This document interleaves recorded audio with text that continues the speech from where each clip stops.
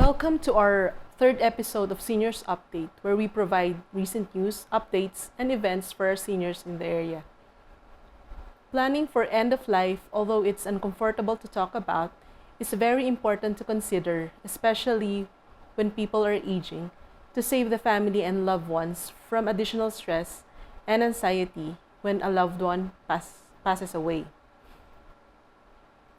According to key findings from the 2019 Canadian Financial Capability Survey of Financial Consumer Agency of Canada, for Canadians aged 65 and older, the bigger challenge may be ensuring that their estate plan is up to date, while the overwhelming majority of Canadians aged 65 and older have wills and have designated powers of attorney.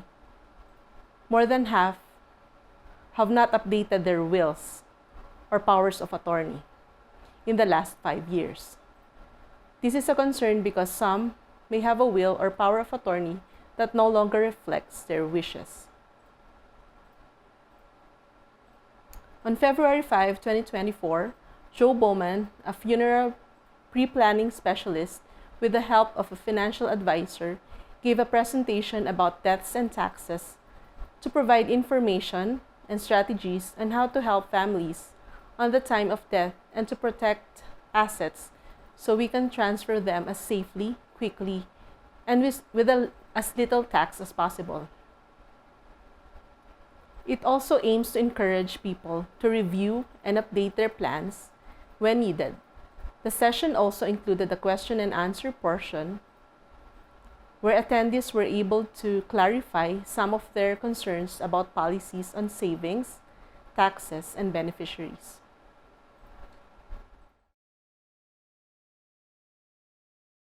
All right, ready or not, here we go for an exciting afternoon. Thank you very much for coming.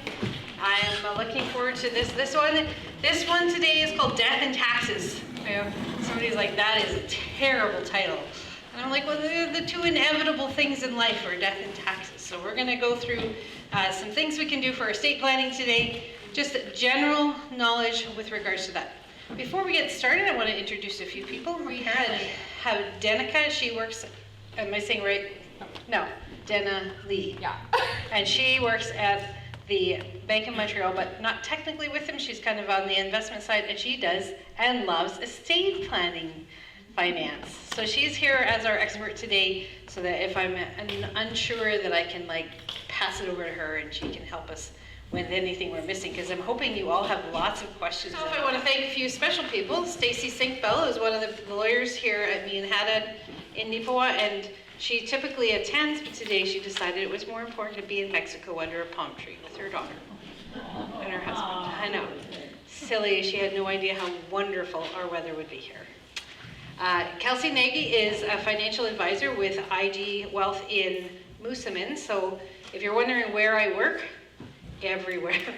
I start on this side of Portage and I go all the way through to Whitewood, Saskatchewan, and I kind of cover the Highway 1 corridor, south of the park and north of 2. Well, sometimes south of 2. But that's kind of my general area, is in this whole Westman area that I handle, and she is over in that area. And then Chris Latcham is a life insurance fellow and a financial person in Brandon, and he helped me with some of the life insurance stuff. So I want to acknowledge that these people have, number one, assisted me, and number two, vetted to make sure I didn't give you guys bad information as well. So we are on task for those things. Who am I? Well, my name is Joy Bauman, and I'm a funeral pre-planning specialist. If you've been at my talks before, you know that I absolutely love that part of what I do. I believe that funeral pre-planning really helps our families and helps our partners, and so I'm a big fan of it. I am a founding member of the Canadian Pre-Planning Council of Canada. So this is a governing body that watches over the people that do funeral pre-planning to ensure that we're all staying within the road, staying on the road properly, I guess maybe. True Stage Life of Canada owns Canada Purple Shield. So I always like to ask, who here has had a family member or has a plan with Canada Purple Shield? Show of hands. Yeah, there's a few out there. All right. It is a very old company, been around for a long time, and a while back, So it started in the 1920s. In the 1950s, when it had gone through a couple generations of a family, it went out to the stock market. After it hit the stock market, it's one of those ones that everybody knows they're going to make money, so they keep buying and selling themselves. So currently, our owner is True Stage, but it used to be Assurant, and before that it was Foresight, and before that it was so forth. So when you hear me talk, I always say Canada Purple Shield because it's the long-lasting name that comes with it. Executor Protection is a company that handles creating things to help our executors with estates. So if you ever want to go on, you can just type it in. They have will kits, and they have information on how to set up and put explanations of where your finances are, and you know where the dog's supposed to go, and all of those things. They have all kinds of helpful information and tools for you to use. And lastly is the certification as a Canadian Institute of Certified Executive Advisors. So I went on and took a bunch of extra classes to be better equipped to help, because I found when I was doing funeral replanning that there were a lot of people who had questions around finance and insurance and other items that I knew something about, but I felt I needed to know more about. So that's when I went on and did that. That's what I do. Who I am is a wife and mom. I've got an updated picture if anybody's seen this one. Nobody's seen that one here. Daryl, you saw him earlier. He was walking around helping me with my equipment, and you'll notice he's not in the room, and that's not because I kill him off in this seminar. It's just that he's heard it so many times that he doesn't need to stay. But that's my other half, and we're pretty good partners. Beside him is my daughter Alyssa. If you're interested in wildlife rehab TV shows, she is one of the main characters on one called Staying Wild, which is based out of Saskatoon, and it just went national. So, and they've done two seasons now of, and she works with very mad porcupines and very skinny owls, and she does all kinds of wonderful things, and she's full of good stories, which is very fun. And then the lovebirds down here at the end got married in 2020, and I was telling Denali at lunchtime, I'm like, if you want to know what to do, watch me and then don't do that. So for my daughter, I said, here's how much money you're going to get, and if you spend it, then the rest of the cost is yours, and if you don't spend it, you get to keep it. And she got married during COVID with 20 people. Or no, that's wrong, there was 11. There was 11 people. So she pocketed a lot of my money. But they bought a nice little acreage, and they're doing pretty good. So that is my family, and like most people, if you have a family you're connected to, you are very connected to them. And I'm also connected to the lake. And it was just a complete accident. The picture of my two biggest fish is on the front page of your cover today. Just randomly turned out that way. But these are my two favorites. If you haven't seen them already, this little girl, I'm going to call her a big girl, she was caught in May last year on the opening day of season. She was just over 36 inches long, so she's over 3 feet long. She weighed over 21 pounds, and as far as we can tell at this point, the largest caught by a female angler in Canada. So pretty darn proud of my baby girl. And yes, she went back in to live out the rest of her very long life in that lake. And then over here, it looks so tiny now, he's actually bigger. This is my largest northern pike, and it's 43 inches, just over 43 and a half actually. But who's counting a half unless you're short, right? But that's what I do. So sometimes people wonder where I am in the summer, that's where I am. If you're trying to find me, probably gonna be slow getting back to you. I'm probably gonna be like, oh, I can see you in 3 weeks. It's because I'm at the lake fishing, which is my favorite thing to do.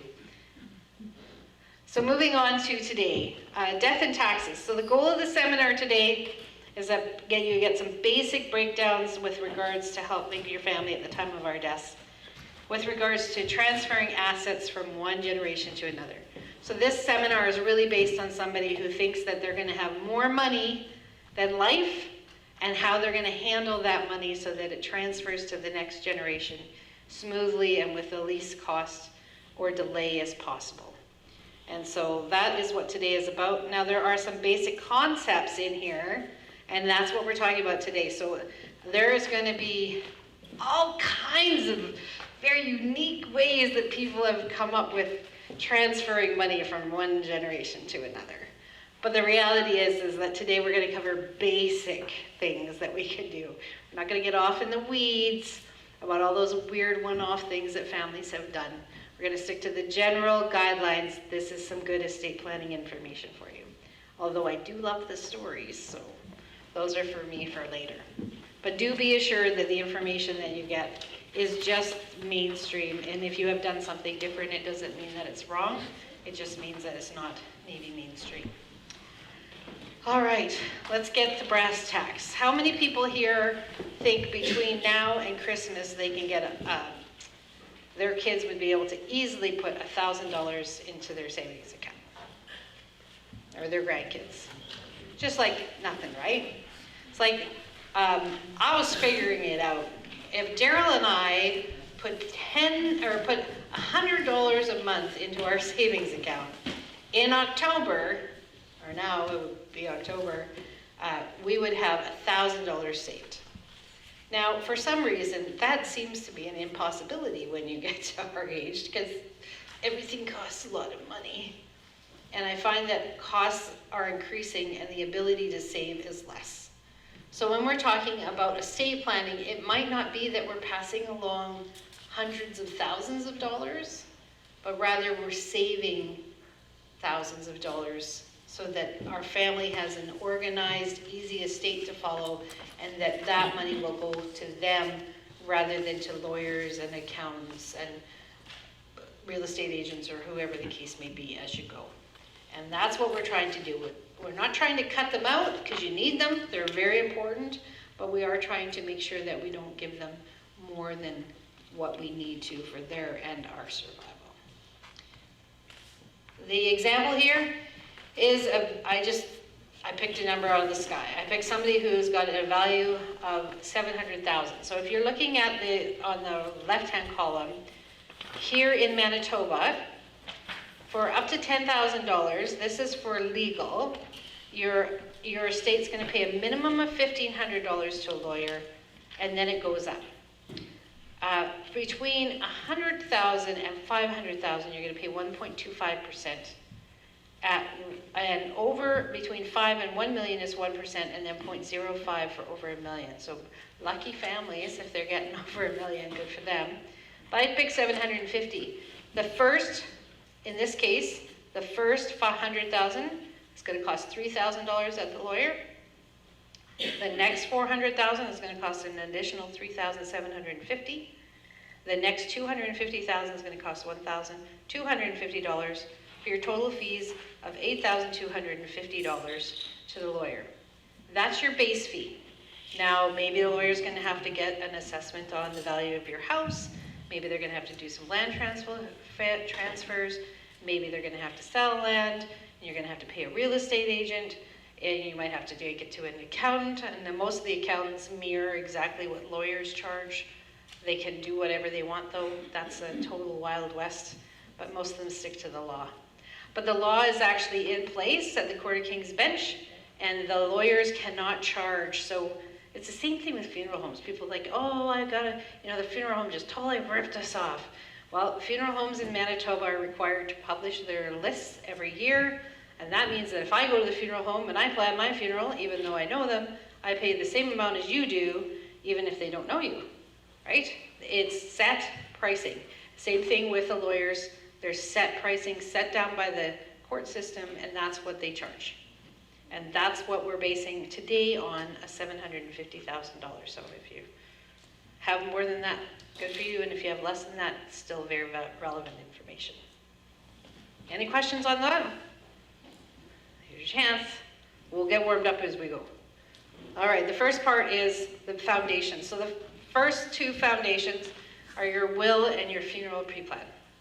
If you believe at the end of your life you will have more money than life, and even if you don't, the best gift you can give your family is a will and a funeral pre-arrangement.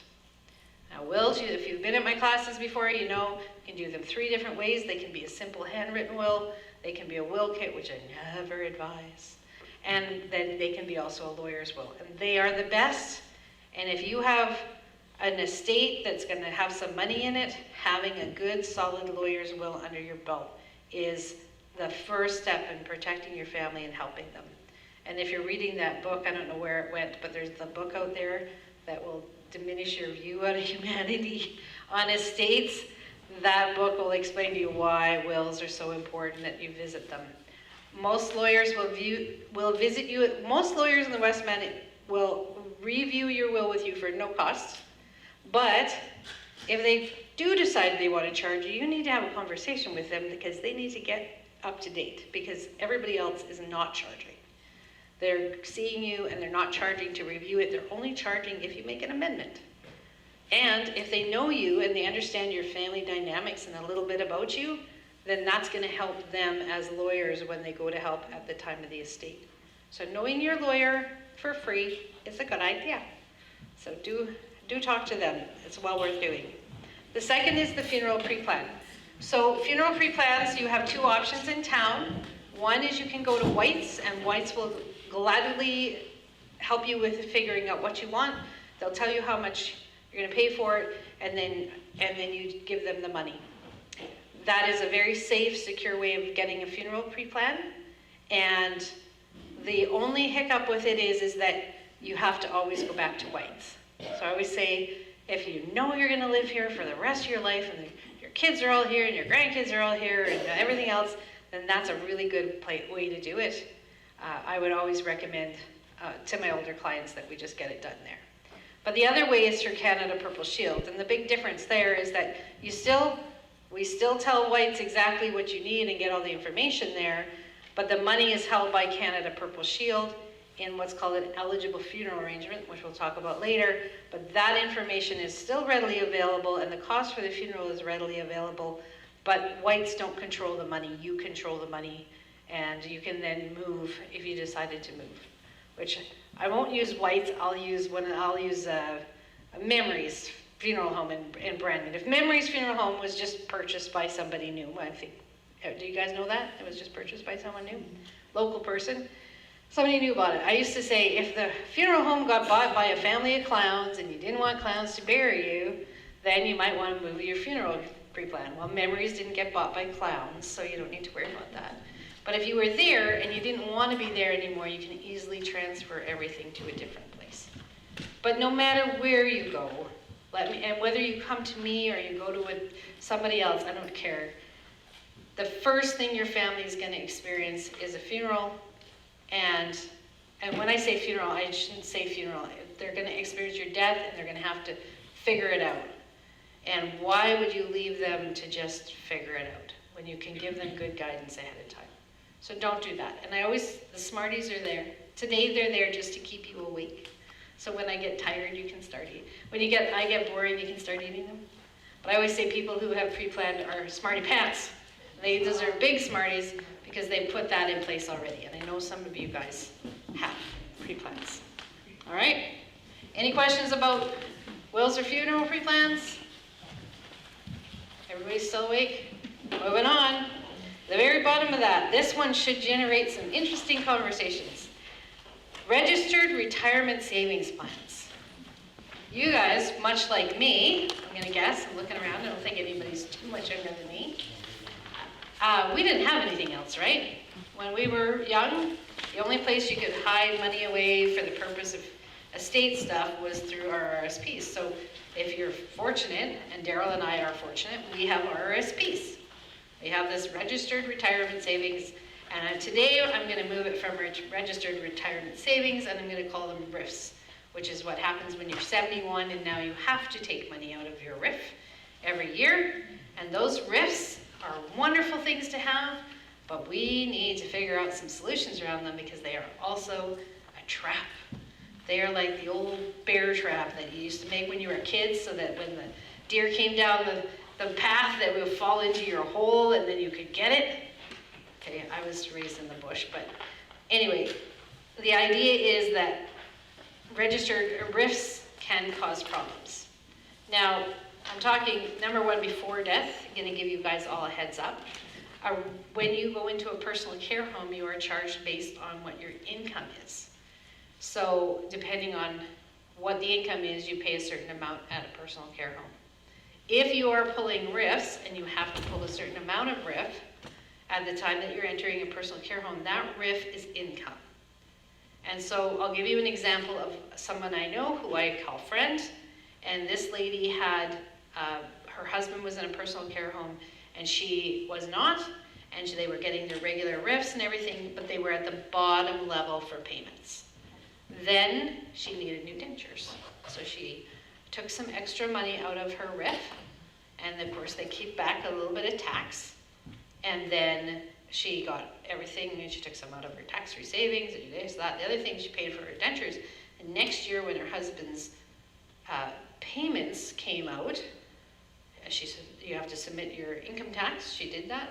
The bill came, and it was $5,000 more over the course of a year. And she's like, why am I paying more? And they said, well, because you have a RIF cashed, and you have $5,000 more income. So you're going to pay more for him and his care. And she's like, but $5,000? I didn't get $5,000. You kept the income tax off of it, so I only got 40 whatever. She got 4,000 and change. And they went, that doesn't matter. You had $5,000 more, and we're claiming $5,000 more. And so she said, I might as well have just burnt it, because I just literally handed the whole thing to the personal care home. So we do need to manage them before. But today we're talking about what happens after there's a death. And Daryl does run away because I do kill him off regularly. And today Daryl's going to be our dead man walking. So Daryl dies, and his RSPs are named to me as his beneficiary. Now you're going to hear beneficiary a lot today. It's my favorite word, because beneficiary often means that it's outside of the estate and it's not going to get taxed. So I love beneficiary.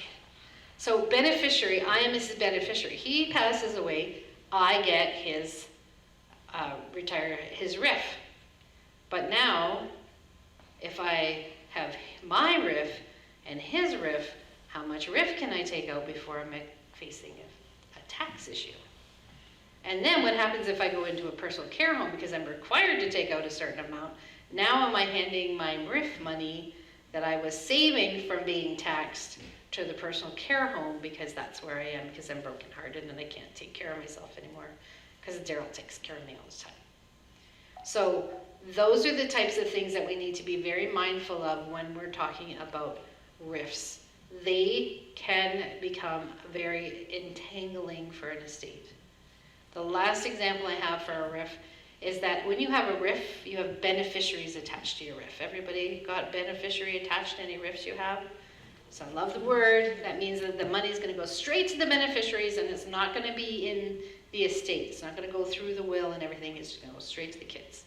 So what do? The first thing they do is they take out the income tax. So the kids are getting, in my case, 2 kids, they each get so much money, they got the money. Now the executor, in our case we're going to say an outside executor, comes along, does all the paperwork, and at the end finds out, oh, Joy and Daryl didn't do their taxes for like the last 5 years of their life, and they own a whole bunch of tax money. And we need the money back, RIFs, to help pay the tax bill. And then they go over to Serena, who's newly married on an acreage, and that money went away like the day she got it. And the other daughter, who is Alyssa, she's a bit of a miserly one. She might have a few pennies left in hers, but she probably bought a car or something because she got a nice little slide of change. And they don't have any money to give back to the executor, and now the executor is on the hook because there is less money in the estate than what is owed for taxes, but there was enough money in the estate at the start, so now the executor is on the hook to get money to pay for the final taxes, to get clearance. So can you see how these become a real big hiccup sometimes? Sometimes not. So how do you handle it? Well, go to your financial advisor and have good, open, frank conversations with them on how to manage it. I had one couple, he was diagnosed with frontal lobe, which there's a special name for it, but it's Alzheimer's if it's in the front of your, brain. It's a very bad diagnosis. It's like you're gonna live 5-6 years. You're not going to last long. You will be. It's just a terrible diagnosis. It's like pancreatic cancer of the brain part. So we sat down together, and you're having a conversation. He knows in his lifetime he is going to end up in a personal care home. He knows at some point in a very short a number of years that his wife will be alone, and now they need to figure out what they're going to do.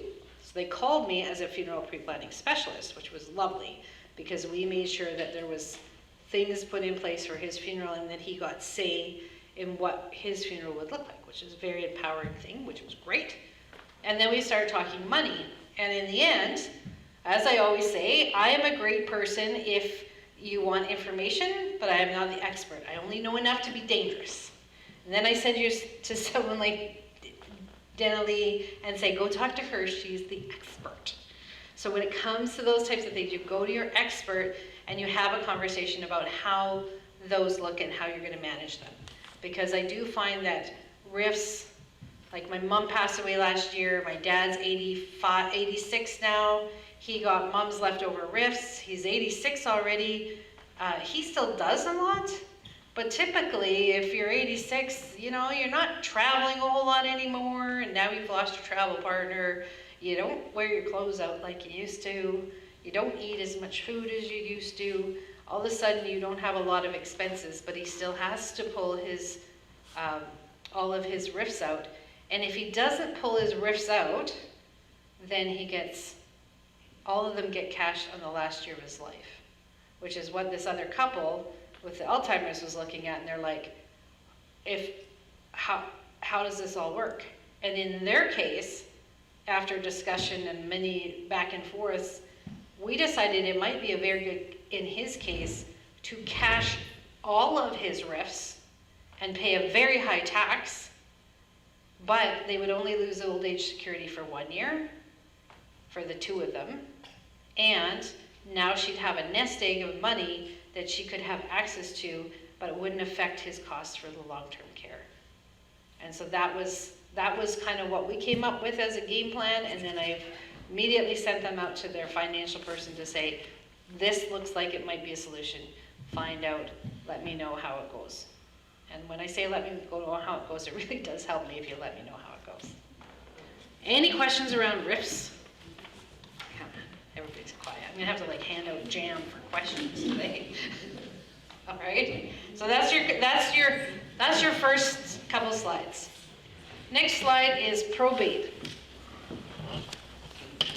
So I don't know how many people here have ideas about royalty. I kind of think they're kind of cool, except for Charles. And my husband thinks they're blood-sucking leeches on society. Depends who you are and how you view things. But we no longer have, sadly, a court of Queen's Bench. We have a court of King's Bench, because our queen is gone and we have a king. So obviously, I'm coloring that totally how I feel about it. Anyway, probate is the act of the executor getting together all of the information, both the will and the finance, and taking it to the court and going, here you go. And the court says, this is the last will and testament, this is the one we're using, and this is the net worth, and this is where we're starting. Now, probate typically doesn't happen between a husband and wife. It might happen in Daryl in my case, because Daryl and I are married as mature people. And so ours may have to be, but many people, if they're in a relationship, you don't end up having to probate between a husband and a wife. But there is a good chance I'm the last person that you'll have to probate your will. So that's, the executor gets the will and the net worth, takes it in, and that is, I call it the starting point. That is the start line. As soon as the court says, this is it, then the executor can be off to the races for trying to dismantle and get things organized and sell things off and just that and the other things, all with the aim of getting to the final taxes so they can say this job is done. Anybody here been an executor? So everybody's scared to put their hands up now because they used to say, oh, they all want to be executors again. Pick them. So everybody's like this now. But there are a number of people in the room who have been executors, and the goal is to get it over with, right? It's just, you just want to get it done. Yeah. How long did it take to get yours done? 3 years. 3 years? How about, there was somebody back here, how long for our estate? Was there somebody? Was there somebody back? Who else has been an executor? How long did the estate take to finish? It was in total about a couple of years. Couple of years total? There was someone else up here? You? Actually, 10 months. 10 months? She's like, huh, I'm that good. She's that good. She's right over here. Or maybe you were blessed with somebody who had things kind of organized, I'm going to guess. Right? And that's really the key, is to have it organized. But the executor just wants to get the job done, get it put away. From my personal life experience, it was 9 years. But I had someone last fall tell me it was 13 years from the start until they were able to close with the last taxes. That's a long, hard job for an executor to do. So when we talk about executorships, it's a big deal. Warn them. Don't just surprise them. It's not a fun surprise to find out you're an executor. Probate isn't something to be feared. It's there to protect us. And as we go through these things, I would say that, for lack of a better description, I would say that your will is your safety net. All of the stuff we do is up here, but we have a will so that if things fall through the cracks, or if there's mistakes, or there's something, that we have that base underneath that's going to protect us. So we should not be afraid of probate. It protects us. We should not be afraid of having wills and having things go through probate. Is probate based on the value of your estate, or is it just flexible according to the court? So probate fees, Or no, I mean, if my estate is probated, is that based on my net worth, or how do they determine or decide which is going to be probate, which estate is going to be probated and which is not? okay. So the question is who will get probated and who wouldn't? The best way to say it is, if you own any land, you will be probated. There's no get out of jail on that one. And I had a friend that had worked very hard so that when her husband died, that it wouldn't get probated, and she forgot her mineral rights. There's nobody drilling oil on their land, but they own the mineral rights, and she still ended up having to probate because she forgot, and she hadn't got it done ahead of time. And the other is that the banks have the right to demand probate at any point. So I have had some bankers say, do you have a number in your mind that bankers would say? Well, it's not a number, but lots of times, like if it's a messy estate where we know the families are going to be fighting and things like that, probate just covers the executor there as well. Yeah. But like I would say, really depends on the situation, but I would say like 200 plus maybe. Yeah. So. A lot. I had a Royal Bank and CIBC tell me that their threshold's about 50,000. After 50,000, they're starting to look at freezing it and waiting for probate. Credit unions, because they're smaller and they're just naturally have more risk because they are smaller, they can be as low as 15 or 18,000. So it really does depend on the organization, but it can be $5 and they have the right to do it. And we were talking at lunch today when we had lunch. Dana Lee and I, I've got to get this right. Dana Lee and I had lunch together, and I was telling her about a couple with a bank, and he had his accounts and she had her accounts, and they had a joint account. And when it was all done, they got it probated and everything, but they had froze that joint account, and she had got to the point where it was probated. She had the rights to do everything, and she had actually dismantled his personal account, and they still would not unfreeze the joint account. And it just dragged on for like a year and a half. And it was or kind of like, we both have signing rights, we both put money in, we both take money out, those types of things. And it still was held up. I would never recommend people adding their kids to their accounts. That's a whole other seminar. But do be mindful that if you put your kids on your account, most of the time, or somebody else on an account, most of the time they're perceived as being in trust. They're entrusted with the care of helping you with finance, but you're still in charge of it. And when you no longer are there, then bank often sees that as now it's no longer that they're entrusted with the care of the money, now the executor is entrusted with the estate. And so they don't let children continue to use that banking account, and they'll freeze it for the purpose. And you have to be aware of the banks, right? So a bank is a company that needs to make money. They can't take a risk. If I have $300,000 in my bank account and I pass away and my daughter's on my bank account and she comes in and she takes the money, $300,000 out, and says thank you and heads off to rescue armadillos in Africa, I think they are. It's bad. Armadillos in Africa, and she doesn't share the $300,000, and then the lawyers look at the will and they say, well, half of that $300,000 was supposed to go to the other daughter, so they were each supposed to get $150,000. Then the bank can't go back to the first daughter and say, give me back the money because we've got to get it to the other kid. The bank's out $150,000, and now their profit levels will drop. So they need to guard themselves because they're companies. And our individuals who work in our local banks in the area are our neighbors and our cousins and our friends, and they have to do what is dictated to them by their bank. And the bank can tell you today one thing, and the bank can change their mind, and next week it can be a different thing. So when you're looking at a state, look at law.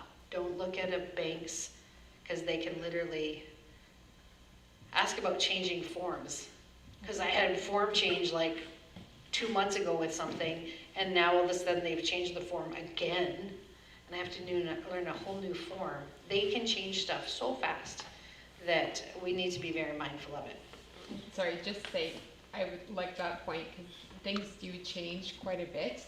So just because something happened yesterday with your brother's estate doesn't mean that it's going to be the same for yours in, next week. So I'll just repeat that. Just things change regularly, and just because it was one way last week for your brother's estate doesn't mean it will be in the future for the next estate. So do be careful of it. I just repeat so we make sure everybody hears it. Now, great news. Congratulations for living in Manitoba. I was sitting on Zoom with a lady in Saskatchewan, and her son's an accountant in BC, and I said, oh, probate fees in Saskatchewan are 0.07%. He's like, that's it? And I'm like, yeah, what's yours? And he's like, well, we start at 1.25%, and then it goes graduated up like that lawyer's thing went up. That's how they get charged on estate fees in BC. Manitoba, guess what? 0. We have 0. There is no fee. We go to court, they stamp it. There is no fee attached to probating in Manitoba. That is a gift. As for the new government that came in 2020, and nobody heard about it because we were all caught up in some COVID thing, and we never heard of the good news. Now that doesn't mean they can't change it back, or that they can't put something else in its place, but currently we have no fees, so yay. And I do like Kelsey's, do not let the tax tail wag the estate dog. So we need to always make sure that we deal with the estate. Moving on to the fruit basket. I have a lovely fruit basket here today, and when the day is over, it's going to go to Nancy, because she was so generous to have organized and helped me come here. If she wants to share some with Val, she can. But anyway, this is your estate.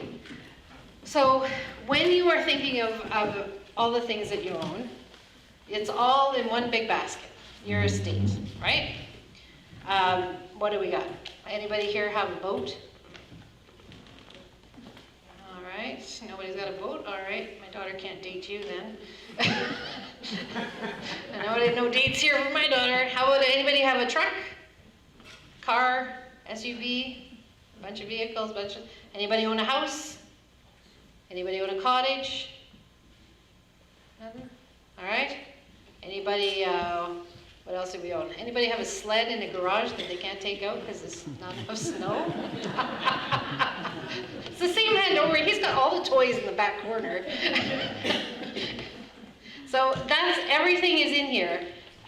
Retirement plans, pensions, everything. It all goes in our fruit basket. This is our estate. It is our fruit basket. Today we are going to discuss things we can take out of our fruit basket so that it doesn't stay in the estate and go through the probate and and those issues that happen at the time of the estate. So that's what that is all about. Now the first one is our tax-free savings, which it should be on another slide if I'm up to date. Oh, I guess the first one is the fruit basket being like an estate. Don't go too far. Oh, I went like all the way to the end. All right, so our fruit basket, everything is in there that we've been talking about. And we're going to talk about ways to get it out of the fruit basket. First one, tax-free savings account, TFSA. How's that? The song goes, oh, those Russians, oh, those bloody Russians or something. It's like, oh, those bankers. They like their acronyms. Tax-free savings account. It is an account that sits outside of your estate. I refer to it as the orange because it's wonderful. Oranges are wonderful fruits. They come with their own package. You can throw them in the bottom of the boat. They can roll around all day in the fish guts, and you can just stick them in the water, rinse them off, peel them, you can eat them. Tax-free savings. That's, somebody said, ew? Okay, maybe a little thing. But that's what you're going to do. Your tax-free savings, you take it outside. Now, effective in 2024, it is worth $95,000. So we've taken our tax-free savings out.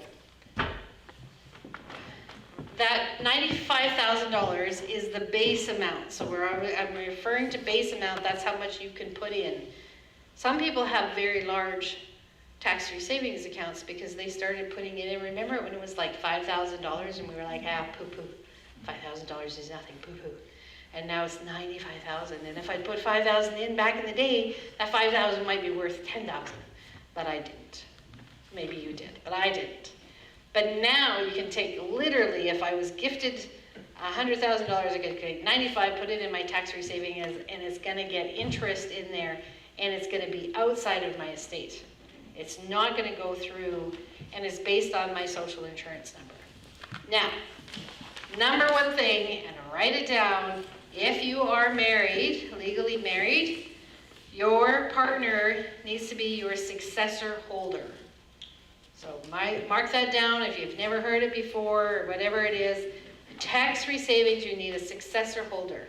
So my description for that is that Daryl and I each get a tax-free savings, so we have 2 social insurance numbers. If I die, Daryl is my successor holder. We can take my $95,000 and anything that's grown from it. So let's be dreamy and say I have $150,000 in there. He can take that money and pour it into his. So I think of it as a grain bin. He has 95, I have 95, and then I can take mine and I can pour it into his grain bin. Now my grain bin is going to disappear because my social insurance number is going to close and go away. But he's allowed now to put my money in his, and he can keep it in there growing tax-free outside of the estate. But if he's named as a beneficiary, then that money cannot be put into his tax-free savings. It just has to go into regular investments, and it's not sheltered anymore. And the government gets to charge interest or income tax on that money. So very, very important if you're with somebody that they need to be your successor holder. But then we get to my favorite word, which is beneficiaries. So in our case, we have 2 daughters. We take the money out. Daryl's my successor holder. Our 2 children are beneficiaries. So if I die, the money goes to Daryl. But if Daryl and I die in a boating accident together, then the girls would get that money, and it's outside of the estate. It doesn't go through probate. The executor just goes and hands the death certificate to our financial advisor, and the financial advisor writes 2 checks, 1 to each kid, and it's done. And it never has to go through the court. Yes? So that has to go into your will as the successor. The successor holder? No. The successor holder must be done with whoever's managing your finance. It's totally unrelated to your will at all. So it has to be done. So I'll give you an example. I have a company in Brandon that I do my investments with, and my guy got really sick of me asking. Because I was going to say, are we successor holder? Like, I mean, seriously, we need... And so finally he sent me a piece of paper that said right on it that Daryl was my successor holder and I was his. And that's completely outside of the estate and it's handled individually. So if one of us dies, he's gonna be able to move that money and we don't have to worry about anything to do with court systems or waiting for probate or anything. So that stays at the bank? That piece of paper, or you yeah, have to take it away yes. and file it away? The bank or the financial institution, whoever you're using, has it there with their paperwork. But I would literally check it because I literally every year in the last 4 or 5 years, every year somebody comes in and tells me that it was not done right and their spouse, they didn't get the money within the tax-free bracket. They ended up receiving the money outside. They still got the money, they were entitled to it, but they didn't get the money in a tax that they could put in tax-free. It was outside of the tax-free. So your financial advisor would know how to do that, you just ask him to transfer that That's right. to me. Okay. It's just part of the paperwork that they do when they're setting up your tax-free savings. They should be asking who your executor, who your successor holder is, and they should be asking who your beneficiaries are. But you need to make sure that you ask to and confirm that they've done it, because lots of us did it years ago before, like successor holder. I don't know, do you know how long successor holder's been around? As long as I've been banking in the field, it's been around. So, But it is always a very good thing to check, because yeah, like lots of times when I get ready for meetings, if I brought a client on from like a different institution or whatever the case may be, I'll find that they don't have something on there too. So it's part of mine, but always make sure you yeah. check. Ultimately, we need to be responsible for checking it. Yes? So the successor holder has to be a spouse? Yes, successor holder can only be a spouse. Any other questions or is others? You're saying that my tax-free, I'm a widow, so my tax-free goes to my son. He's a beneficiary. He's a beneficiary, yes. He gets that money, but it can't go into his tax-free. Is that what you're saying? That's correct. So the question is, like, she's a widow, so there is no successor holder, there's only beneficiary, which is her son. He gets that money, it cannot be added to his tax-free savings. But he gets it But he gets it, and it just goes straight to him, and it doesn't go through the estate. Okay. But he would have to use his own contribution room. I'm sorry, I can't. Sorry. So he would have to use his own contribution room if he wanted to put it in the tax-free. Yeah. So he'd have to have room in the 95, and then he could put it in, but he couldn't add over top of the 95. Yes. You said your husband is your successor holder, and then your daughters are your beneficiary. Yes. So, if your successor holder is gone, so how do your daughters get it, From Daryl. Well, in our case, the way that it goes is we're successor holder for each other, and our daughters are beneficiaries for both of us. okay. But let's be wild and crazy, and Daryl's decided to upgrade after I die, and he has all this tax-free savings. He can change who his beneficiaries are. I'll haunt him forever. He'll never be safe in a boat again as long as he lives. But Would your daughters get that tax-free from his estate? yes. So the question is, okay, so we're going to move on to beneficiaries, and then we'll kind of cover up. So beneficiaries are if your spouse is gone, and now it's going from one generation to the next generation. It's still sitting outside of your estate, and it's going to go directly to them. It's not going to be held up by probate. There's not going to be any lawyer's fees on it or anything else.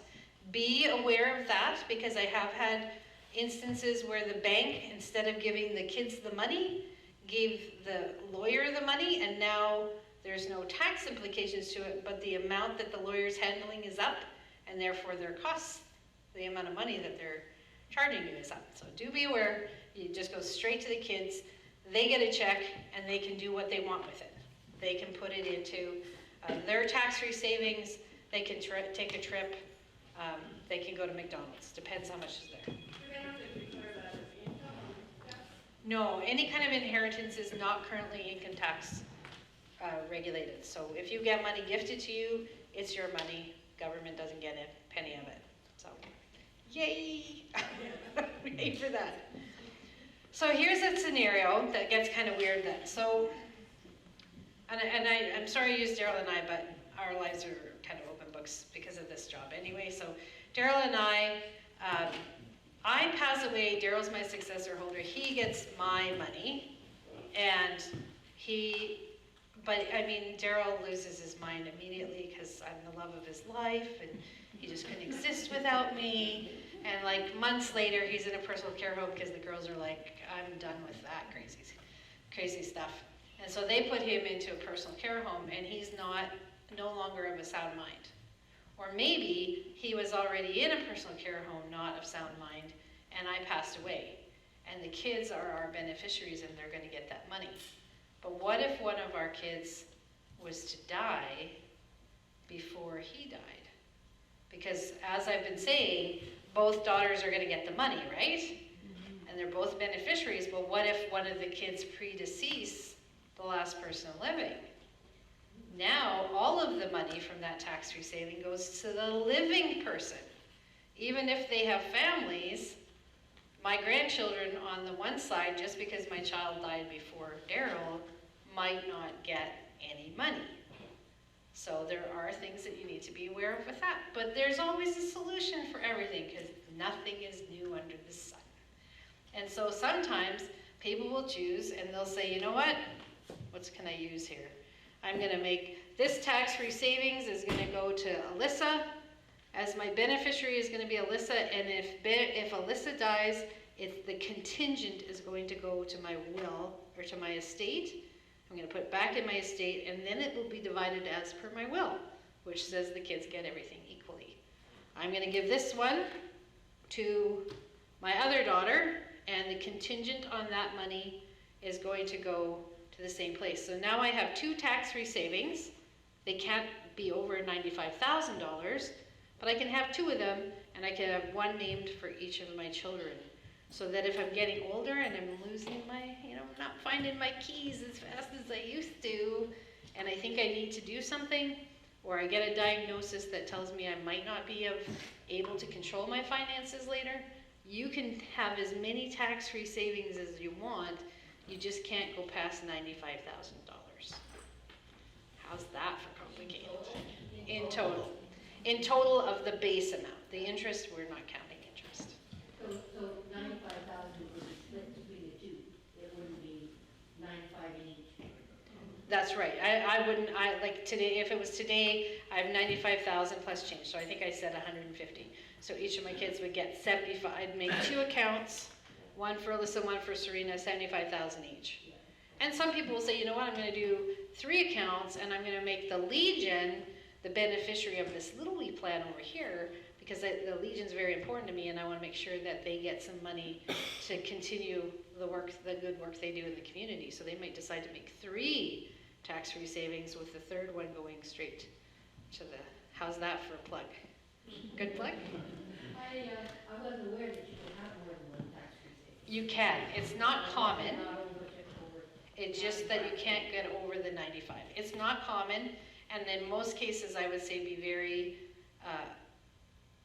do that with a purpose behind doing it. And always go, remember, I'm smart enough to be dangerous. So go to the people who are the experts and ask them, and they can help you make sure that yours is robust and able to handle the things that need to happen when it comes to estate. But that's our tax-free savings. It is by far the best place that you can put some money into your accounts. Am I losing my mic? Is it cutting in and out? Okay. I brought extra batteries this time, so. You said that you have more than 3 or more than one tax-free savings account, but yet it says it's based on your social insurance number. So how do you do that? It would be the same as you have different RRSPs. You might have multiple RRSP accounts or RIF. Or you mean with different institutions? Yeah, you can have different things, different places. It's just that you can't go over the base at the bottom when it comes to it. So 95,000 is total, or 95 per year, or how, what it? So, sorry. So what happens with tax-free savings is every year is different, but every year the Canadian government, when they started, I think it was $5,000 the first year or 2 years, and then I think they jumped one year, they let us put $10,000 in, then it dropped down to 8. So last year was at 88, so it's 7,000. This year we've been allowed to add 7,000. So it's not always the same amount. But if you think of it, like, I didn't start using it early, but if I didn't have any tax-free and I was gonna do something today, then I could put 95,000 total in. But if I put 95,100 in, I'm gonna have a problem and they're gonna come after me because I've gone over my base amount. But we have families who have started early and have put money in and they've been investing. And a tax-free savings, it could be a mutual fund, it could be in a savings account, it could be on the stock market, it can be anything, but maybe they've got huge returns. I'll use my dad as an example. Mom passed away, she had one, dad had one, they used it very eloquently, and we'll say, and I don't know because dad's never told me, but we'll say it's worth, between the two of them, dad now has $300,000. That's a lot of money in a tax-free savings that's sitting outside of the estate, so it's not going to be affected by the will. And he better make sure he's got it figured out, right? So the people who have tax-free savings need to make sure that those things are figured out ahead of time. And if they've been using it and they've been getting compounding interest over time, it can be a substantial amount of money for people. But any other questions around tax-free? They are the most wonderful thing. They are just absolutely fantastic, and I would recommend them as the first go-to when you're doing your, when you're planning your estate. That's the one to take the most advantage of. The next one is called an eligible funeral arrangement, and that is, you'll see, we'll start with this piece of paper, and it's kind of the outline. This is actually, it's a bad title. The title on it is Death of a Taxpayer, but it comes with an explanation. This is an excerpt out of the book that accountants use when somebody passes away to do taxes. And this is what their handbook says around eligible funeral arrangements. And the reason why I found out about this is because I had a lady in Moosomin pass away, and she had been using her eligible funeral arrangement to a large amount of money. And when her son, executor / accountant son, executor, got the money, he went, wait a minute, this should be taxed. And so then he called me. So that's how we got with that. So the next one is our eligible funeral arrangement, and it's our apple. Also extremely good. You can still wash it in the lake, but it could be iffy. But it is absolutely excellent, and a fillet knife will go through them super slick. So that's our apple. It's outside of the estate. It is not going to go through the court system. It is not going to get held up by probate. It's going straight to whoever we name. And this guy was shocked. He's like, I've been an accountant for 40 years, I've never heard of this. And I was explaining to him, if you look on Canada Revenue Agency /EFA, you can find it on the website, blah, blah, blah.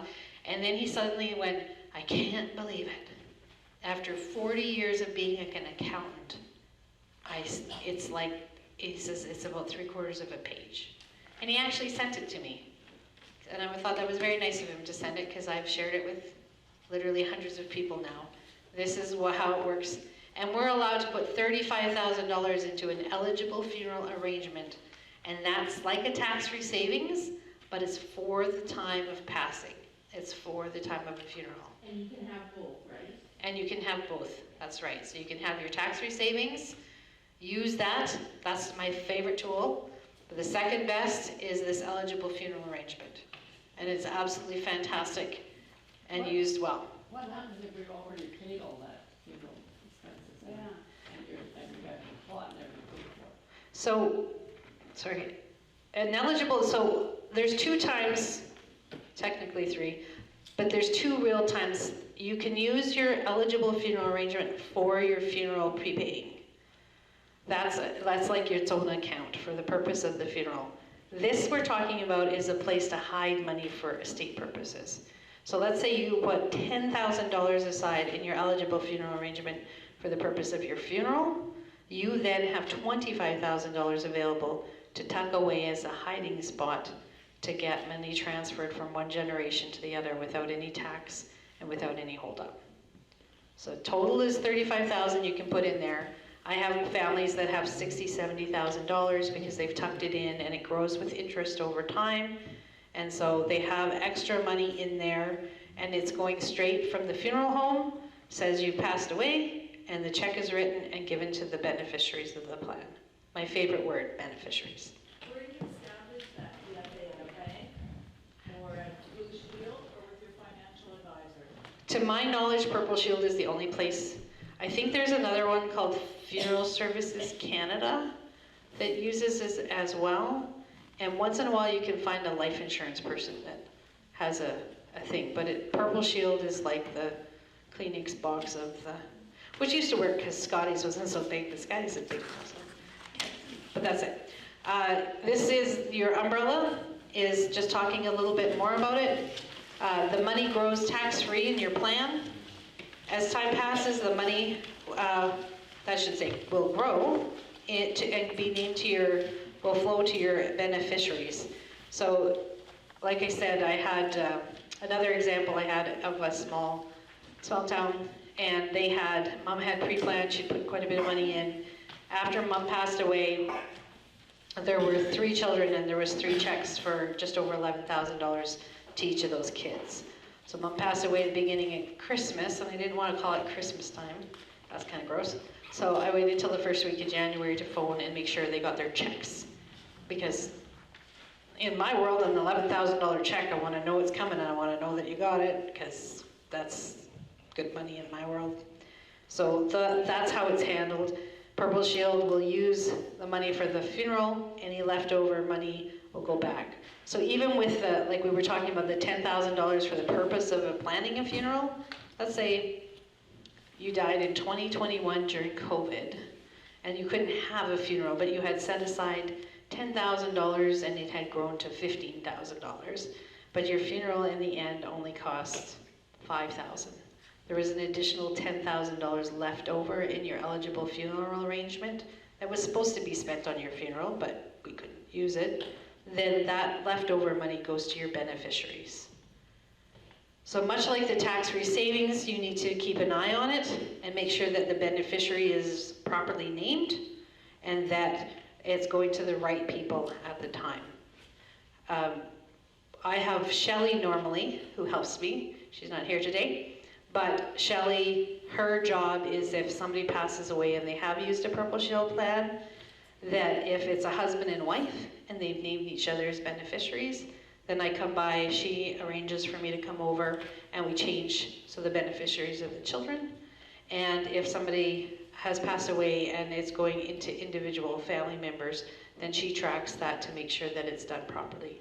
Because I find that it is time sensitive and sometimes I'm so busy on the front end of setting up funeral pre-plans that I'm not able to dedicate the time to the families after.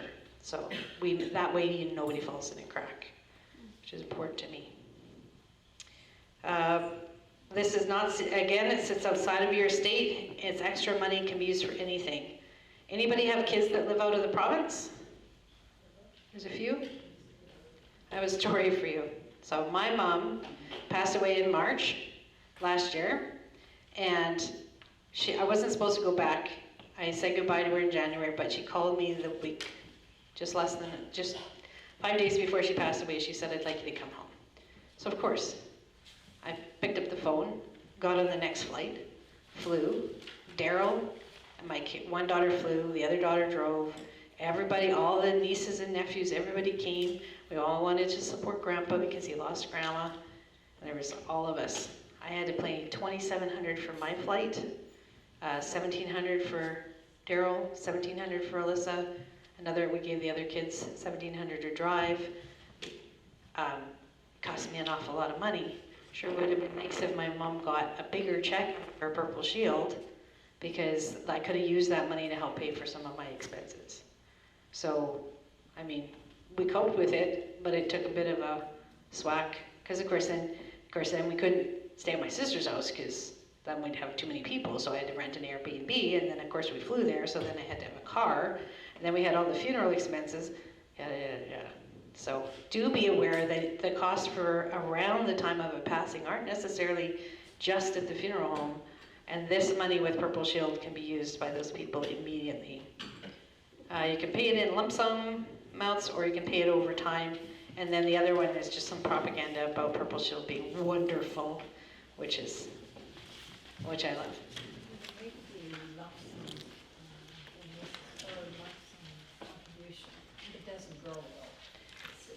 Yeah, so the eligible funeral arrangement, when you put it in Purple Shield, does grow with interest tax-free. So just like your eligible funeral arrangement, your orange, this money that you're investing in all kinds of things and it's going to grow, your eligible funeral arrangement grows.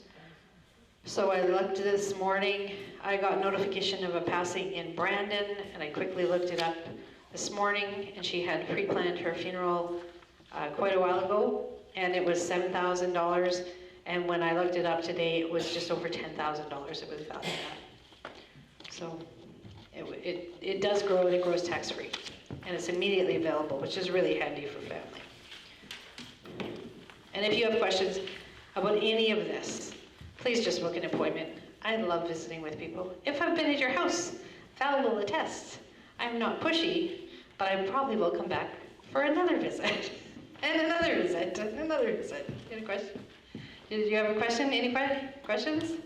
No? All right. Now the next one is life insurance. And I'm calling it the bananas. You take your banana, your life insurance sits outside. So if you have a life insurance plan already, that life insurance plan is going to go to the beneficiaries of life insurance, my favorite word, beneficiary, outside of the estate. Nobody's going to get taxed on it, sits out here. It's going to go straight to the beneficiaries. I don't think that'll sit up there. Now, I'm going to start on life insurance. I've changed things up a bit. I'm going to talk about segregated funds. So segregated fund is an investment. It could be in a tax-free savings, it could be in a savings account, it could be anything. But it's a special kind of investment that you can make, and essentially you're buying, for lack of in layman terms, you're buying a bit of a life insurance company. And they have very good returns, but the big benefit of them is that you can guarantee them. So if we have a segregated fund, which you apparently, I didn't know this, I learned this today when I was having lunch with Denley, and she said, oh, you have to go to like a life insurance type person to get it. But if you go there, and let's say you give them $100, and they say, okay, we're going to take it. These are very specific, and they're excellent because they're like everything else. They're a life insurance thing. They're outside of the estate. Those segregated funds come with a guarantee. So I can hand somebody $100, and they say, okay, I can give you $100, you tell me, guaranteed $100. Come back next year, it's only worth $90 instead of $100, I still am guaranteed $100. But let's say next year it's worth $110, then I say, okay, I want to guarantee it $110. He gives me a guarantee at $110, and it's $110 this next year, and if it drops down to $90 the year after, I'm guaranteed at $110. The problem with these is you need to have somebody who's managing the accounts. You can't have, just Joe Blow that's like not in there with their nose. Like, I have a feeling that Denley is like one of those persons that's watching everything. She's on her game. She's got her nose in there. She's seeing how things are going and making the changes necessary. But Joey and Daryl just have a little bit of money. We don't need to really pay too much attention to their portfolio, and I could lose money because I might not have guaranteed it. So it's called a segregated fund. It could be part of a tax-free savings, but that segregated fund is a place that you can have money outside of your estate, and it will go directly to your beneficiaries, but it is something that needs to be managed. It's a very special one-off, but they're a very nice vehicle for moving money. And I'm all for moving money outside of the estate, Because every time anything in the estate gets moved, I get to pay to move it. I don't like paying things, I'm frugal. Well, Daryl will tell you I'm not frugal, but I am actually frugal. So that's life insurance. Sits outside of the estate, does not go through probate, and goes straight to the beneficiaries. Now the example we're going to use today, we're going to go through an example, and I'm going to give you lots of different scenarios, but it's for the purpose of estate planning. It's not about life insurance like back when we had kids and we wanted to make sure that our spouses had enough to keep the house clean and get the kids to school and do all the things that needed to be done. This is for moving money from one generation to another.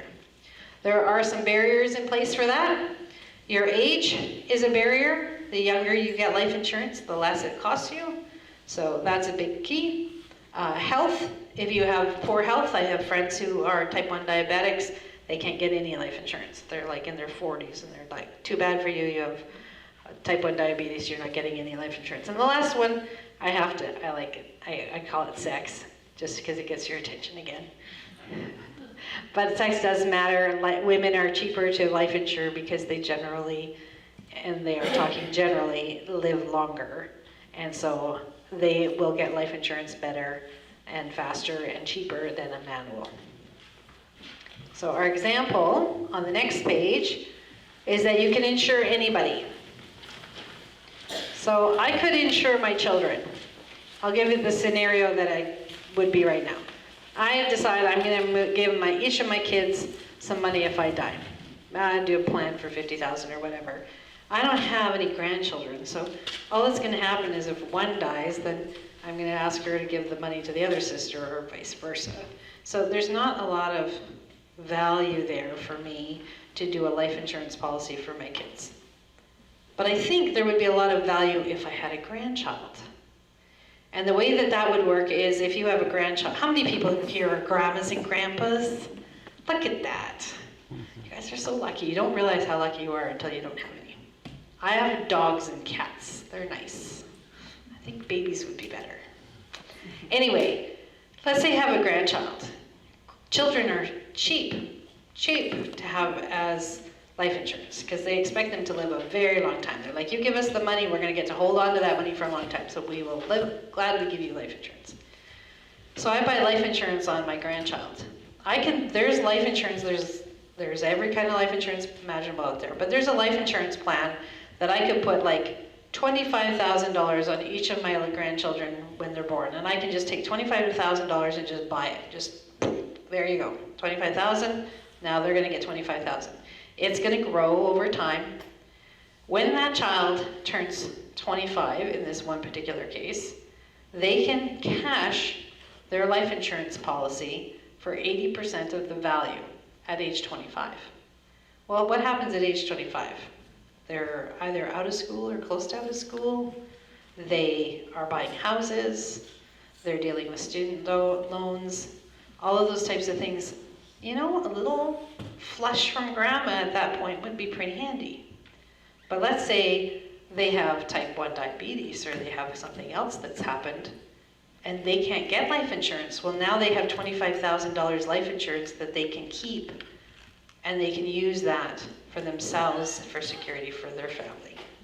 And then the last scenario is at age 40, they can get 100% back and all of the money that you've put in it, which is 40 years for the insurance company, so they're very happy.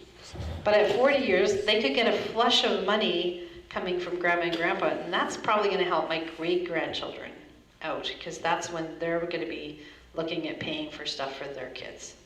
So when we do stuff down the line for insurances, it can be very helpful and fairly cheap. But we actually have an example today, and that is our life insurance scenario for a 67-year-old female. This is not based on me, just in case somebody thinks I'm 67. Just saying. 67-year-old female walks into the life insurance place and says, I want to buy $250,000 worth of life insurance. And I want to pay for it over 10 years. I'm going to make a special little account over here, and it's going to pay this bill, and I'm going to pay for it over 10 years. In 10 years' time, her costs in this scenario to buy $250,000 worth of life insurance would be a cost of $218,000. So she's actually not paying $250,000 to get $250,000. How does that work? Well, the insurance company is making big bucks on the stock market and lending that money out at high rates, and so they charge you less for getting it. That's the short and long of how that works. Now, that money's going to grow over time. So not only did she only pay $218,000 to get $250,000, her policy will have grown. And under the scenario that Chris Latcham provided for us, her policy in 10 years would be worth $318,000. I think that's generous, honestly. I think he might have been on the generous side. But even if it's only worth $275,000, I'm still fairly far ahead. In 20 years, he's saying it would be $469,000, almost $500,000. And at 30 years, which would make me 97 if I was 67 today, then it would be $672,000 that would go, and that would be divided equally between my kids. And that's our life insurance, and it sits outside of the estate, and it's not going to get taxed. The life insurance person isn't going to do it, nothing like that. Now here's a move that is interesting. I had some people who were doing finance telling people that they should just name their estate the beneficiary of their life insurance plan. Say it's $500,000, we're going to give that to we're going to put it back into the bucket, but that way we know it's going to get divided like it should for the purpose of estate planning.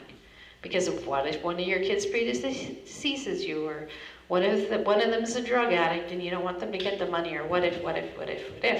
And we're not paying any probate fees, so it doesn't matter if you put it right back in there, right? Wrong, because you're paying your lawyer, your accountant, all of those other people based on how big the pot is.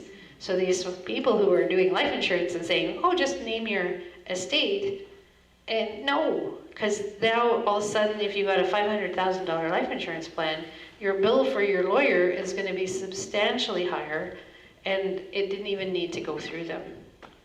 You just need to make sure that you do the paperwork ahead of time and have things in place so that if somebody was to predecease you, that it goes however it needs to go. So let's make a worst case scenario. The whole family is out, and we're out driving around, and we all die in a tragic boat accident where Mom was driving the boat. And what happens to all this life insurance and tax-free savings and all this other stuff because everybody's gone away? Well, you know what? It's all going to go back into the bucket, and it's going to be divided out as per the way the will says. So it's not a big deal, but I have it set out so that it doesn't go back in the bucket because I really don't want it to have to go through the estate. And the chances of me wiping everybody out in a boating accident is slim. It's not out of the question that there might be some injuries, but they're probably not going to die. All right? There's a story with that too. I did actually hit a rock with my boat. Thankfully, it was just the dog and I. But unfortunately, I was so black and blue because, I hit a rock that I actually had to tell my husband, Daryl came back in, I had to tell Daryl before he saw me that I happened to have wrecked the boat on a rock. And the boat actually did all right compared to what happened to me. And the poor dog was missing some fur, but he was fine. He was fine. He worked out just fine. So our last one is trust funds.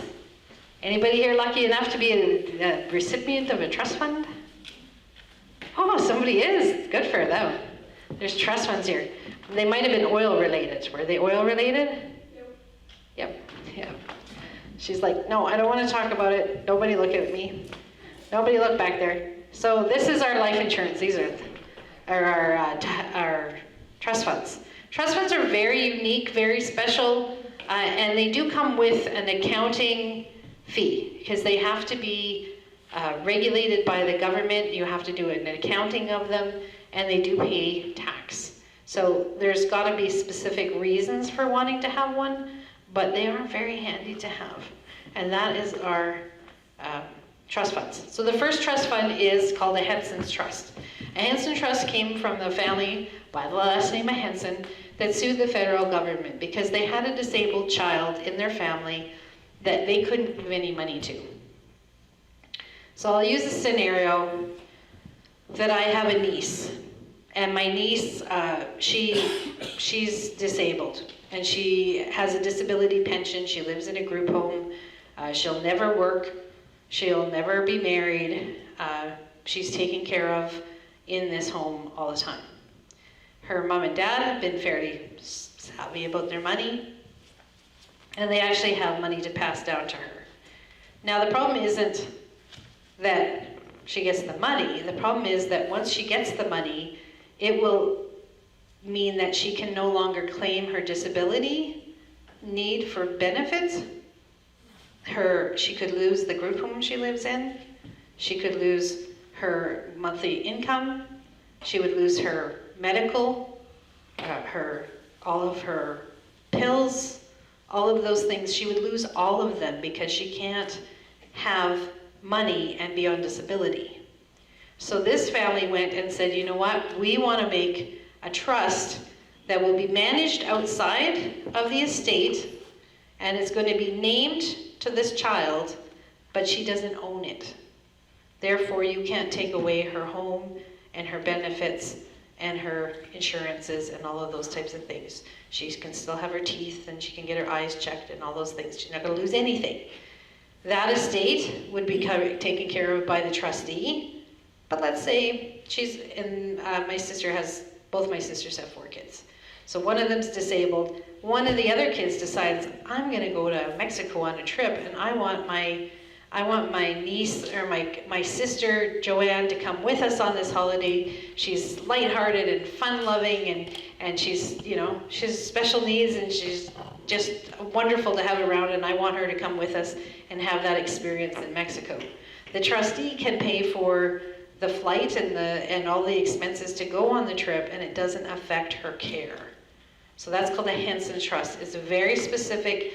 They're very easy to set up, and if you have anybody or know anybody who has somebody in that situation, they either have it or they should have it, because it is a great benefit of living here in Canada, and it is easy to come by. Any questions on a Henson Trust? None? The next one is mineral or surface rights.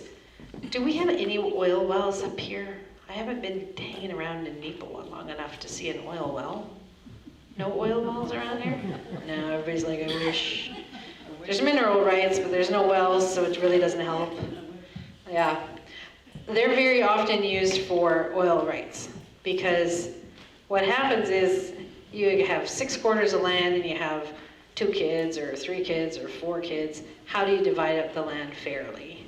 Because they could come in and they could put 1 oil well on 1 piece of land. So if you had 6 pieces of land, you gave each kid a piece of land, and then 1 kid gets an oil well, and the other kids are all like throwing rocks over the fence line of the other person, right? So they'll make a trust fund for the purpose of the money that will come through for the oil well rights.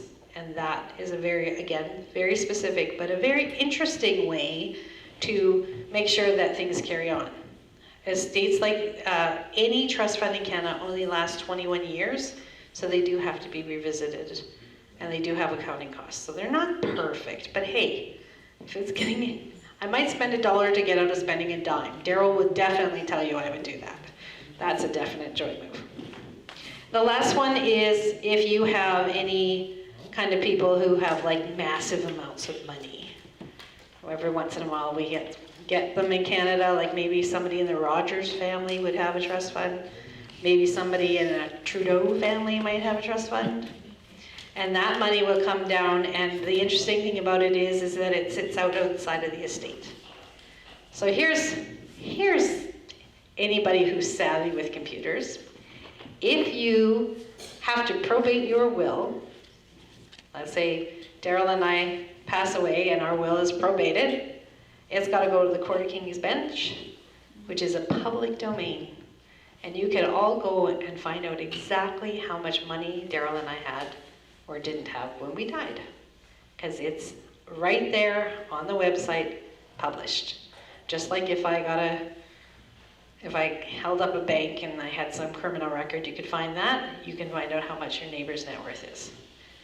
Now, I have to admit, I have tried to find out how much somebody's worth. And you have to be better at computer stuff than I am, because I couldn't get there. But I am told it's available. But if you're in a trust fund situation, that is not something anybody can see. So in the interest of information, someone like Pierre Trudeau set up trust funds for his kids. When he passed away, not all of his will was probated. Some of it went to trust, and we don't know what the trust funds were worth because they're separate from his estate, and they went straight through to the kids. And we know he is one because he's said that he's one. So that's trust funds. Anybody have any questions around trust funds? If you really want something exciting to study, it takes a couple of months, but it's riveting. It's still, you'll love every minute of it. No, you won't. It's not. It's not. But it is interesting to learn about. Additional options for moving money outside, you can have guaranteed investments, certificates, stocks, and savings, and those types of things. I think this is more related to the tax-free savings. You can put it into all kinds of different things. Never buy. Go to a professional and never buy under pressure. Anybody ever had a life insurance person come to their house and like never leave? Yeah. I stay, but only because I want to share stories. I'm definitely not a pressure person. I probably need to get better at being a pressure person, but I'm an information person. And those are the kind of people you want to go to. If you go and talk to Denali, she is going to give you all kinds of information. She would love you to transfer all of your assets over so she can manage them. That would be perfect. But if you just walk in and have coffee with her, she is more than happy to give you some good, solid information and advice. And there's no charge for that. And you shouldn't feel pressure by her. You should just should be magnetic, and you should be drawn to her. Shouldn't be like she grabbed you by the throat, pulled you in. And the same with me or anybody who's doing funeral replanning, or using an eligible funeral arrangement. You want to feel comfortable and confident in that person and their knowledge.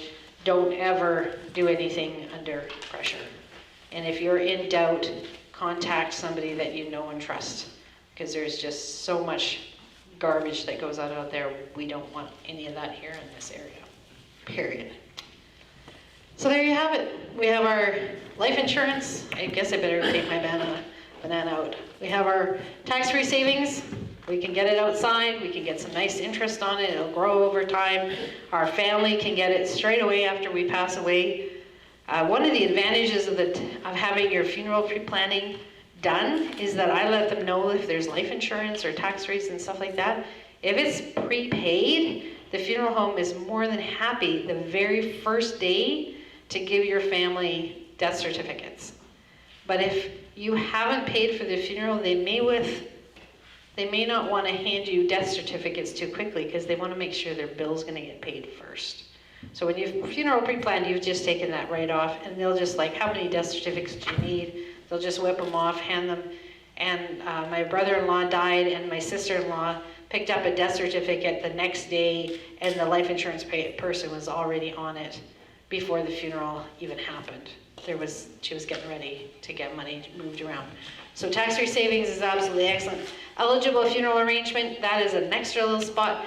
You can go up to $35,000, but I have people who are like, there's lots of options with it, but they'll say, oh, I get my RIF payment every January, so every January, I love my job.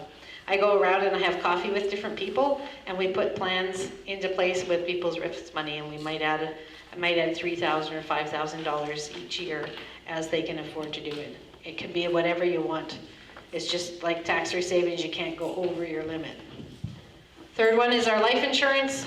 Not everybody's lucky enough to have a grandchild or great-grandchild, but it is an option for people, and it is a great way to transfer and actually create wealth, not just transfer wealth from generation to generation, but it will go down that way. And the last is our lovely trust funds, and they sit outside of the estate as well. Very specific reasons for them. but they are very helpful things to have. Now, before I go too much further, I'd like to collect the books. If you could push those books into the center, because I don't want to lose my library. So there's a few reading books around. There should be 4. And I'll get those delivered to the middle. I got 1, 2, 3, 4. There's another one, if you're wondering about what the future holds, I'm looking at doing something called the Just In Case binder. If anybody's heard about the Just In Case binder, it used to be a fellow from Saskatoon that used to come and do a Just In Case. It's kind of like a class on getting yourself organized. So that's what I'm working with for that, but I got all those books. That's good. What else? Okay, so let's look at our final figures here. Our sample before, on $750,000, we were going to pay a base rate of $8,250 to our accountant. The sample after, we're taking money out, and I don't know what that adds up to. I don't think I wrote it in there. But now, instead of having $75,000 in our basket, we only have $366,000. So we've taken a bunch of money out of our estate, we've put it into our tax-free savings, our life insurance, and all these things. Take that down. Now we're going to pay less for the costs of our estate planning when the time comes. So very helpful. And like I said, $1,000 takes a long time. If I was a young family in this day and age, I cannot imagine how long it takes them to save straight on $1,000. I was sitting in a room a while back with a bunch of people, and I thought, they're a bunch of they're so sweet. They're like highly educated, they're like lawyers and accountants and real estate people, and they're smart and they're savvy and they're on the top of their game. They're probably all making in excess of $200,000 a year, right? Like big money some of these people make. What's the first check they write? Income tax. $100,000 immediately. 50% of their income immediately goes away. That's crazy. Then we put tax on everything that we get, and we have mortgages, and we have our interest rates going up on these people. It's hard for these people to keep money in their pocket. Every dollar that we hand down to the next generation is going to help our family and give them. Any other questions before I let everybody go into mayhem and craziness? When you're giving your sample value estate, that obviously comes from your property and everything, but how is that determined and how long does that take? So where does the pricing from your lawyers and things like that, how long does it take to process that to get it to your executor or whoever? Where does that value come from? So the question is the value of what's in the fruit basket, essentially, right? So the executor's job is to find out what your net worth is. So they're supposed to go into your house and find out if you have a collection. I got a guy with a collection of belt buckles, which I was like, yay, belt buckles. But they're actually the belt buckles from the pro rodeo circuit starting back in 1917 or something like that, and he's only missing one. Apparently it's worth a whole swack of money. That's going to be in his estate for a value. Sadly, my china collection and my crystal collection is not going to be on my estate because it's not worth it. But if I have a boat, I have everything that I own would be added all up, and then the value of it would be given to the court along with my will, and they would say. But who determines the value? Who determines the value of your house or your car? Where does that come from? Who makes that? Yeah, so the question is who decides on the value. It depends what it is. It could be the realist, like if it's a house, they might pull in realtors and get 3 quotes for the value of the house and take the common, but they could take the book value on a vehicle. It really depends on what it is, but they're going to come up with that value before the executive is going to work with the lawyer before it goes to probate. And once it hits the court system, it takes about 6 to 8 weeks to get through the system, kind of chugs it through, so it takes a couple months to get it through. In addition to that, about 50% are returned, is the last I heard. So you get into it, You give it to your lawyer. Let's say it takes 6 months to get it all figured out. This is what the house is worth, this, that, the other thing. Then you finally have a dollar figure. You go to the court system, you present it. They get a month into it and they go, this is not right, or this is not done in the form is not completed correctly. Please resubmit the form, and then you go back to the beginning, and then the lawyer has to resubmit the whole form. You start again at zero. So sometimes, if it's going well, it can take 3 months to get through probate, and sometimes it can take 6-9 months to get through probate. But the dollar figures that you're asking about are figured out between the lawyer and the executor before it gets to probate. Any other questions? I think Nancy wants to talk about something. I just want to take a moment and thank Joy very much for another informative session. So good. I think everybody learned a lot.